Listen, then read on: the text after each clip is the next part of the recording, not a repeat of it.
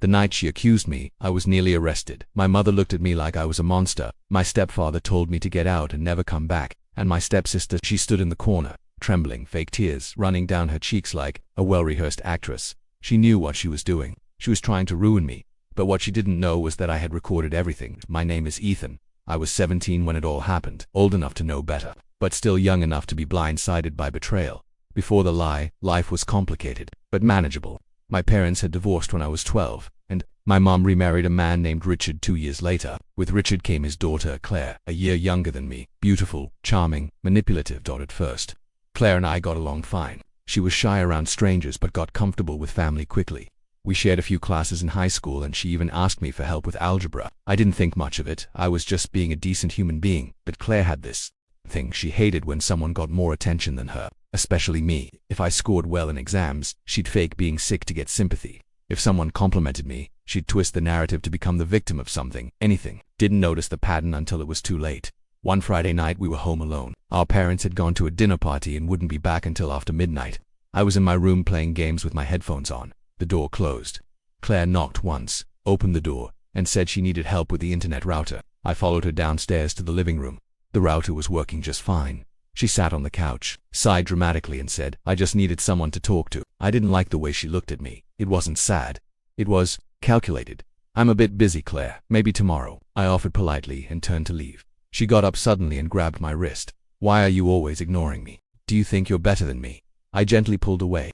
"No, Claire. You're being weird. I'm going upstairs." I didn't yell. I didn't touch her. I simply walked away. By the time our parents got home, Claire was sobbing in her room, door locked. She claimed I'd gotten aggressive and grabbed her when she said something he didn't like. They believed her. No one asked me my side. No one checked for bruises. My mom looked at me with disgust, and Richard shoved me against the wall, screaming, "You little creep," before I could even speak. They called the police that night. I spent 6 hours in a holding cell before they released me with no charges, only because there was no evidence, no marks, no proof. But that didn't stop the damage. I was suspended from school pending investigation. My friends started ghosting me. Even my grandparents refused to take my calls. And Claire, she walked around the house like a martyr, always dressed in oversized sweaters, always flinching when I entered a room. I was forced to stay in the basement, eat separately, and be monitored constantly. I was a prisoner in my own home, but deep down, I knew something was off. Claire wasn't afraid. She was smug. She always made sure I saw her flinch just when Mum was watching. She accidentally dropped her mug in front of Richard when I walked past, just to make it look like she was terrified. And then I saw it, the smirk, just for a second, when no one else was looking. She wanted to destroy me, so I started recording everything. Asterisk. They say revenge is best served cold. I say it's best served recorded in HD. After that night in the holding cell, something inside me snapped, not in rage, not in fear, but in cold, surgical focus. I stopped reacting. I stopped pleading. Claire wanted me emotional. She wanted tears, anger, begging, anything to make her lie feel more believable. So I gave her nothing instead. I started building the truth, quietly, patiently. I borrowed an old phone from a friend at school, one that still had a decent camera and could be hidden in plain sight. I disguised it as a broken Bluetooth speaker on the bookshelf in the living room. I installed a motion-activated recording app. Every time someone walked in, it would start filming. That was phase 1. Phase 2 was upstairs. I knew Claire spent a lot of time in her room rehearsing her little shows, fake crying, talking to herself, smiling after arguments.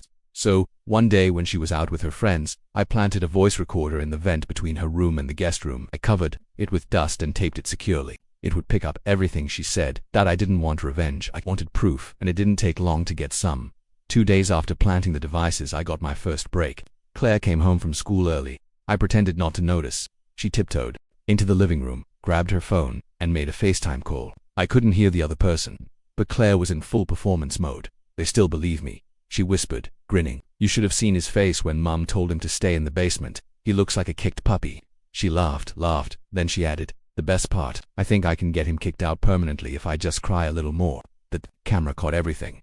That night, when she walked past me at dinner with her scared little girl act, I didn't flinch. I looked her dead in the eyes. And I saw it, the brief confusion, the flicker of doubt. She knew something had changed. I kept recording for the next 2 weeks. I documented every manipulation, Claire dropping things and screaming, "Don't hurt me," when I wasn't even near her. Claire sobbing loudly when Mom was home, then instantly stopping to check her makeup. Claire saying to her friend on the phone, "I'm actually starting to enjoy this. He looks so broken." But the big one, the one that would blow it all open, happened one night. After dinner, Claire walked into the living room and thought she was alone. The hidden phone on the shelf was already recording. She sighed, flopped onto the couch, and said to herself, God, this is getting boring. Maybe I should say he threatened to hurt me. That'll really scare them. Then she giggled. Or maybe I'll say he came into my room. That'll get him expelled and arrested. I felt sick to my stomach. I downloaded the video and emailed it to myself, saved it to a USB and backed it up on a cloud drive. I wasn't going to let this disappear now. Came phase 3, the exposure.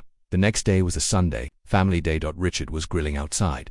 Mom was in the kitchen. Claire was in her room, humming like she didn't have a care in the world. I asked if we could all sit down for a family conversation. They hesitated, but I was calm. That scared them more than anything. They all sat in the living room. Claire sat across from me, her eyes narrowed, scanning my face for a clue. She smiled that same fake, gentle smile and said, "Is this about you finally apologizing?" I said nothing. I plugged the USB into the TV.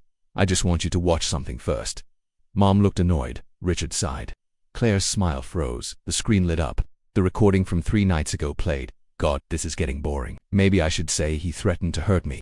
Claire jumped to her feet. What is this? That's fake. You faked that. Mom turned pale. Richard blinked at the screen like it was on fire. Just keep watching, I said. I played the video of her FaceTime call, her confession to enjoying it, her plotting to get me kicked out permanently. By the time the third clip ended, Claire's hands were shaking. Her face was flushed, eyes darting toward the hallway like she was planning to run. I was just joking, she stammered. It's not what it looks like. Richard stood up slowly, his face unreadable. You told us he hurt you, Claire. You almost got him arrested. She turned to my mom. He did. He grabbed me. You said you'd believe me. Mom didn't say a word. Claire's voice cracked. You believe me? Right. My mom looked like she wanted to disappear, her eyes filled with tears, and for once they weren't because of me. I don't know what to believe anymore, she whispered. Claire stormed out of the room and slammed her door shut. For the first time in weeks, the silence felt peaceful. But this wasn't over. Not yet. I had one more thing planned.